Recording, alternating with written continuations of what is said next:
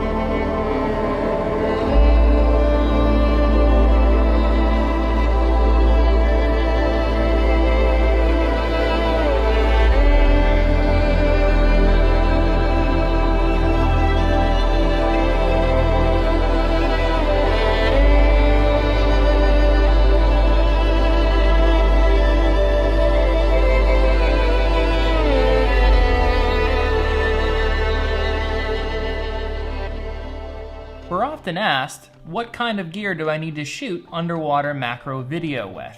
So today, I thought we'd take a closer look at some of the equipment involved and what kind of benefits this gear offers for shooting this type of footage. So what exactly is a macro lens?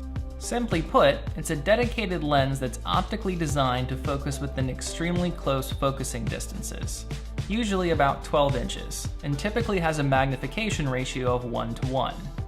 You can often find a variety of lens mount choices for just about any camera. In addition to these dedicated camera lenses, we also have underwater macro optics from companies like Nauticam, Saga, Subsea, and Inon. What all of these have in common is that when combined with the camera lens, they minimize the minimum focusing distance even further, allowing us to shoot closer and get a tighter frame on small subjects. These are also great additions for those of you with compact cameras that have fixed, built-in zoom lenses and cannot attach a dedicated macro lens. Now, some of the underwater macro optics, such as the Nauticam SMC line or CMC line, even add additional magnification on top of changing the minimum focus distance so that you can shoot some extreme super macro. They're also optically designed for underwater imaging, so we've seen big improvements in terms of sharpness, contrast, and color with these compared to other brands in the market.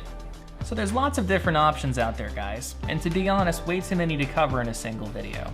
But if you're in the market and shopping for one and looking for some recommendations, just contact us and we can make some recommendations based on your specific needs, budget, and equipment.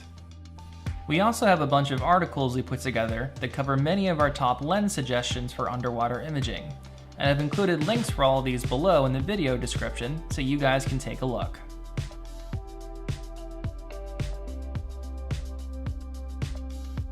The first and perhaps most important piece of equipment aside from the camera lens is a solid underwater tripod. Even cameras with some of the best image stabilization and divers with excellent trim and buoyancy are likely to be disappointed when filming with some of these macro lenses handheld. The benefit of the underwater tripod is that it will add stability to your footage and get rid of that nasty camera shake. Now, many of you may already have some kind of land-based tripod, and you can use it, but we don't recommend it. These tripods are often not designed for underwater use, and typically within less than a dozen dives, you'll trash the internal springs and components with saltwater corrosion. One of the best options we've seen in the market is the tripod plate by Zen Underwater. It features a universal design with slotted 1/4-20 thumb screws, meaning that it can be attached to just about any compact, mirrorless, or DSLR underwater housing. Often when shooting macro during a muck dive, your subjects are going to be either very low to the ground or completely in it. What's so great about this tripod plate is that it allows you to get your camera and lens very low to the ground, and often at eye level with your subjects. You'll notice there's 3 ball mounts located around the plate, and these are meant for attaching your tripod legs. You can use standard double ball arms and clamps, and many of you may even have some extras of these lying around. Or you could also consider using these extendable carbon fiber ball arms from Inon. These are actually one of my favorite options, as they're super lightweight, come in a variety of sizes, and they can be either shortened or lengthened while you're underwater. We actually put together a short first look video on this very same equipment a while back that's worth a watch, as it explains many of these features in more detail. I placed a link in the video description below so that you guys can check this out. Now, one thing to remember is that when using a tripod, you want your underwater camera to be negatively buoyant. The goal is to be able to lay the entire rig down into the sand with your hands off and have it sit firmly in place. If you need to, get rid of those buoyancy arms and use standard ones. Another trick you can do is to use a small 2-pound weight like this one with a clip attached. Now, this can be easily clipped off to your BC while diving and then reattached to the camera tripod when needed for extra stability. Now, dealing with focus is perhaps the most difficult thing when it comes to filming underwater macro. We're often using lenses with longer focal lengths, shooting within less than a foot or so of the subject, and because of all of this, our depth of field is generally very shallow. In addition, our subjects are often tucked into parts of coral or objects that make it difficult for even some of the best cameras to maintain autofocus. While there are some cameras out there that do a decent job with autofocus, in my experience, using a manual focus gear tends to be the much more reliable and easier approach. You'll be able to avoid rather undesirable footage that shows your lens constantly focus hunting, or footage that constantly shows the lens breathing in and out as the subject moves slightly forward or backwards within the frame. If you're using a mirrorless, DSLR, or cinema housing, many manufacturers will offer manual focus gears for the macro lenses you intend to shoot with. If you have a compact camera, check your camera manual, as there's often a way to use the control dials to handle manual focus as well. In either case, this is hands down the way to go. With your camera rig weighted down in a fixed position off your tripod, you can easily pull critical focus to exactly where you want on the subject. While doing this, it can be really useful to turn on any kind of features that help you with manual focus. Most modern cameras will have assist tools to help with this, such as a magnify control, focus guides, or even focus peaking.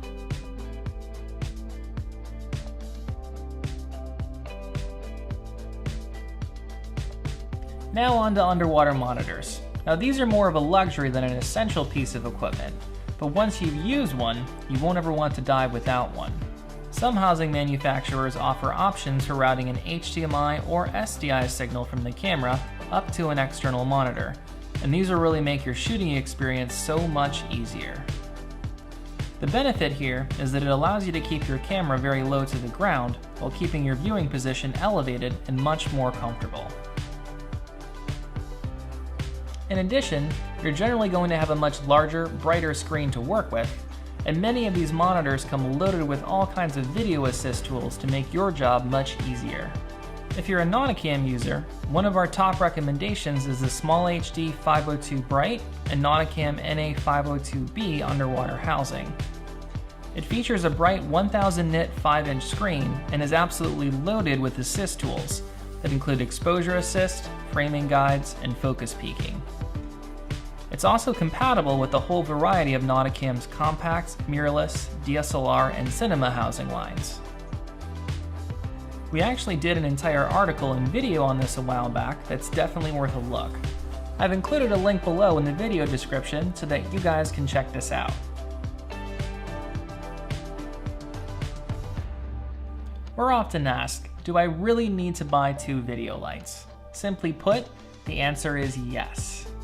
As with underwater photography, lighting is everything, and having 2 lights will open up lots of creative possibilities for you. You can create much more interesting footage. For example, you can use 2-point lighting by using one light as a key light with a higher power setting, and the other as a fill light at a lower power setting. This will create more shadows and depth to your underwater footage. Or you can play with things like backlighting, using one light behind the subject and another at a lower power setting in front to just fill in a little bit of the detail on the subject. The creative possibility here, guys, is really endless. Some key things to look for with lights include a high lumen output. We recommend something at least above 3000, an accurate CRI or color render index. The better the CRI rating, the more natural and vibrant your colors will look, and variable power settings. The more options here, the better off you'll be, as this will give you much more control over the lighting. Some of our top suggestions include the Keldan line of lights. They offer an incredible amount of lumens with a compact size, have a very accurate CRI, and a wide 110-degree beam angle with 9 stops of brightness. If you're being more budget conscious, the fixed Neo line makes an excellent value for the money. They're less powerful than the Keldans, but do feature a wide beam angle, brightness settings in 1% increments for lots of control, and excellent color thanks to the accurate CRI rating. If you want a more in-depth look at either of these light options, I'd put together some articles and videos on both of these recently. You can find links to all of that content in the video description below. Whatever you decide on, look through your budget and what you can afford, and make sure that you get 2 of them. Overall, you realize there's lots of equipment out there to help with capturing underwater macro footage. But I hope today's video has been helpful for all of you out there looking into some new gear to make your job easier. Please feel free to leave any questions in the comments section below, or contact our Reef photo staff directly. We all dive and shoot with a variety of this equipment regularly, and we're happy to offer any kind of insight or experience that we can to help out with the decision making. To check out more of our video tutorials or knowledge-based articles, you can visit us at www.reefphoto.com and just click on the Learn link along the top of the home page. Well, I think that's going to wrap this one up. Thank you guys so much for watching. Stay tuned for more cool videos to come soon, and we'll see you on the next one.